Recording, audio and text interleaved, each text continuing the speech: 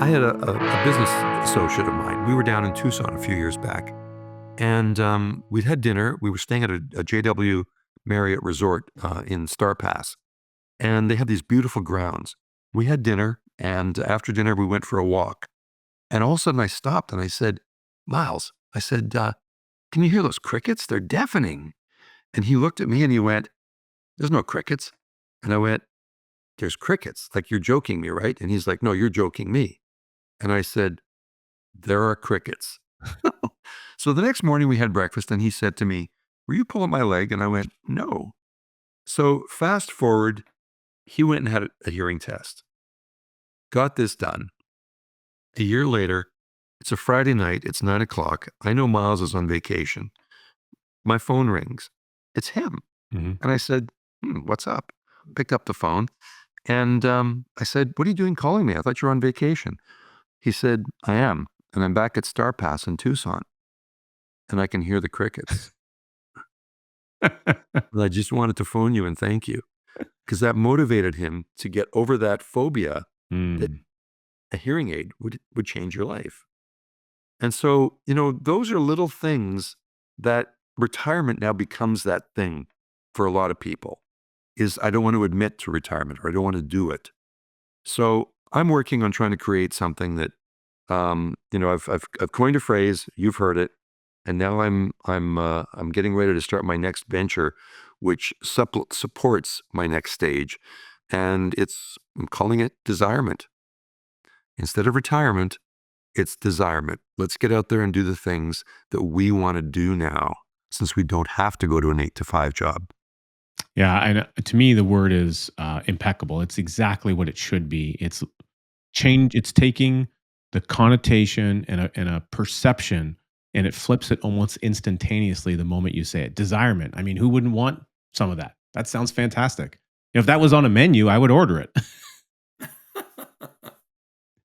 Yes, I'll have that blue rare, please. No, but the whole implementation here is, what I really want to have our listeners recognize is that you can change with a little bit of thinking the possibility that your future holds. Are you building a future that's greater than your past? Are you even thinking that it's possible to do so? If you live in the world of possibility, then possibility finds you. And I think that's really important. My mentor Nelson, he was a big fan of those kind of things. He really believed that you needed to ruminate, you needed to think on things. And he didn't believe in retirement for several reasons. And I don't think I shared this with you, but the word retirement didn't exist in the English language until about the 1890s, and it was created by a gentleman, Chancellor Otto von Bismarck out of Germany. And the original purpose or intent was to essentially create an opening in a working environment for a young person to come in. And they set the age at basically when they anticipated people would already be dead. So, like, if you're still here and you're still working, you've kind of earned the right to move on because you really shouldn't be here at all. And so it had a lot to do with the life expectancy of people. Well, then later on, I believe it was FDR somewhere in the 30s that they set the quote unquote retirement age at 65, and here we're close to 100 years later and it hasn't changed. But what's changed? Medical technology, life expectancy, the way that we deal with our money. All Exactly. of these things have shifted and changed. Mm. But the idea that came about, which was to phase people out of work because you needed to create an opening for work, what has been manipulated into something that is just not really reasonable.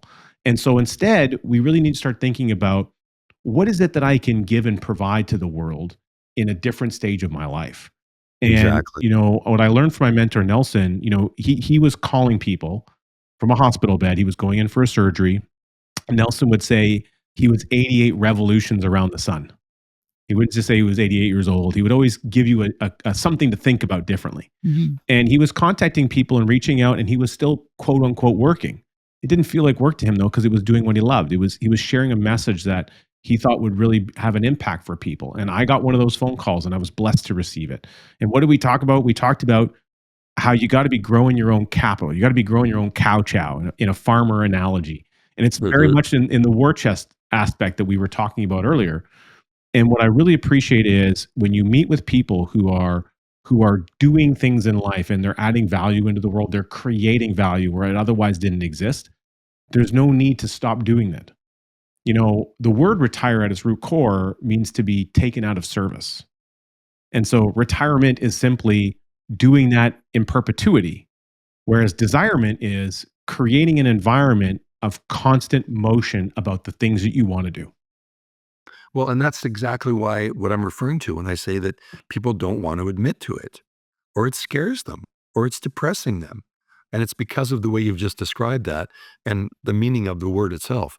So that's why it's time for a mind shift in terms of what is this after you've crested? Is it a downhill, a long, slow decline, or is it a rush of a ride now that's going to get you to the next level of the roller coaster? You've just given me some brand new analogies here. I appreciate that. I can see the visuals already, and I'm sure your design mind is like, how would I build that into a display somewhere in an office building? Yeah, no, it's fantastic, and so I appreciate the number one, the way that you look at the world. And we can't understate the importance of sharing a message like that in changing the way, and also being surrounded by people who are looking at the world differently.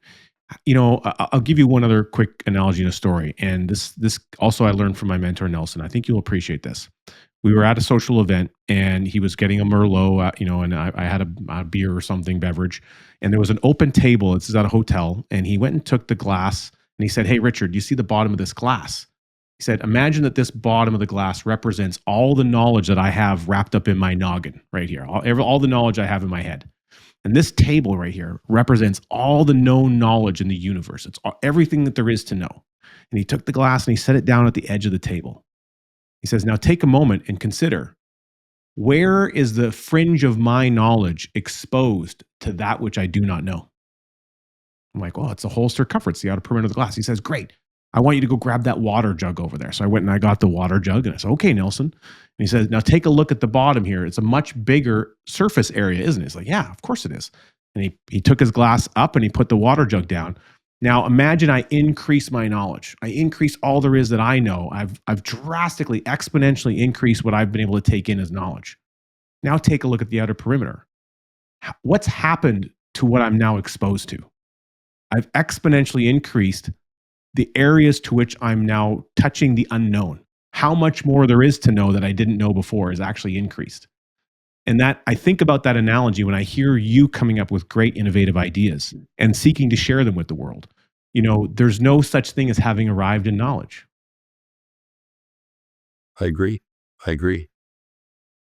Now, one of the things I'd love to touch base on is, we talked a little bit about Colby. I had the pleasure to get to meet your son, and coincidentally, him and I have the exact same Colby index, which is really quite fun. First time I've met someone like that, and it was really fun for me to have an opportunity to connect and communicate with him.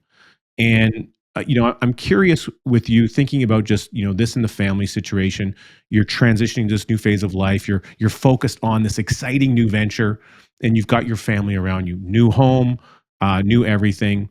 When you consider now having a better understanding even of Colby, and also at the personal level with your family members, what are some of the things you're excited about as you move yourself further into desirement?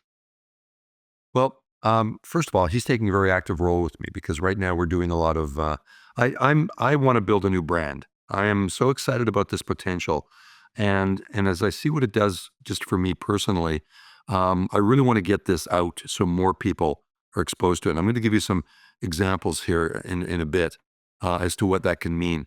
But I've actually drawn him into it. So he's a graduating student. He's looking for getting his career going.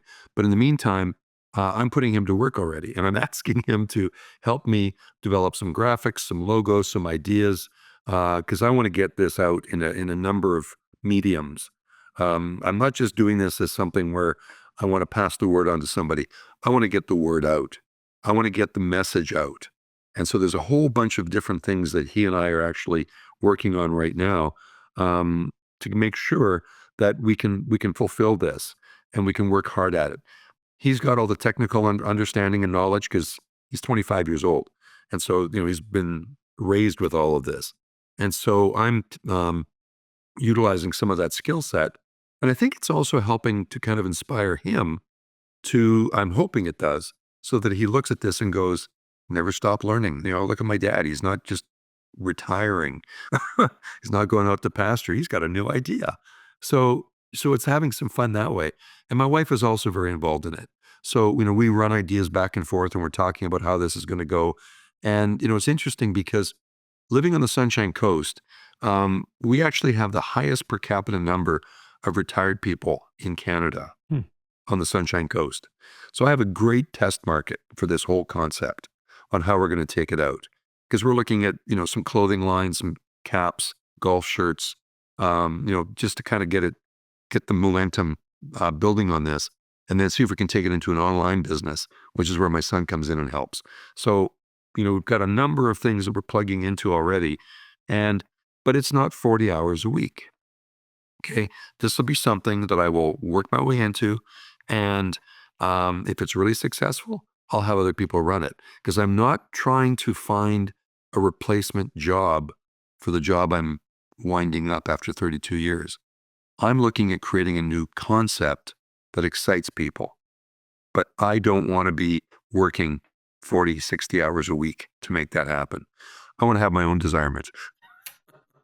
I love it. That's fantastic. Well, Marcel, I'm so grateful that you've shared this vision with us. That your story is going to inspire some other people about how they can go about their own Desirement. And I'm so pumped and excited to see what transpires with your vision. So, thank you for being here. Thank you for sharing with us. And for those of you tuning in, make sure that you stay with us as next week's episode continues to unpack the incredible challenges people are overcoming and the innovations of tomorrow.